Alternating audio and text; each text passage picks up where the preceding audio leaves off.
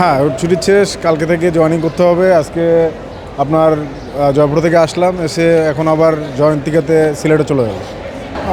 না, এখন পর্যন্ত তো আমি দেখলাম যে জয়ন্তিকার এখনও মানে কোন প্ল্যাটফর্মে দাঁড়াবে সেটাই এখনও নির্ধারণ করা হয় না। এখন মনে হয় লেট হবে। কয়টা মতো ট্রেন ছাড়বে কিছু? এখনও কোনো কথা বলা যায় না।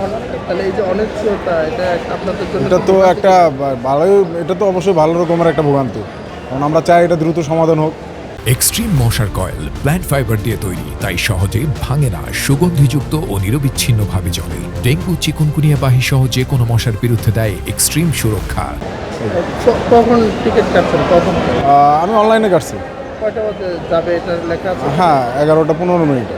এখনো দেয়নি না। তালিকায় যে আসলে কখন জি, ছাড়বে? জি। এটা একটু বলেন। হ্যাঁ, মানে আমরা যেহেতু অনলাইনে টিকিট কাটা 11টা 15 মিনিটে আপনার হচ্ছে যাওয়ার কথা, সেখানে এখনও ট্রেন কোথায় আছে বা কোন প্ল্যাটফর্মে দাঁড়াবে সেটাও নাই। এখন এই যে একটা বিভ্রান্তি, একটা ভোগান্তি, এটা তো আসলে আমাদের সকলের জন্য একটা সমস্যা। আসলে আমরা চাই এটা খুব দ্রুত সমাধান হোক। আপনি তো চাকরিজীবী, যদি আপনার লেট হয় তাহলে তো আপনার জন্য চাকরি না, অবশ্যই অবশ্যই অবশ্যই। সমস্যা হবে। জি, অবশ্যই। এটা একটু বলেন।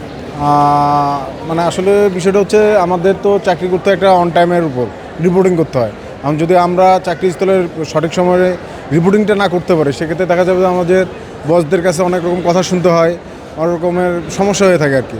তো আমরা চাই এই সমস্যাগুলো যেন না থাকে এবং ট্রেনের সময়সূচিটা যেন ঠিক মতো মেনটেন করা হয়, এটা আমার চাওয়া।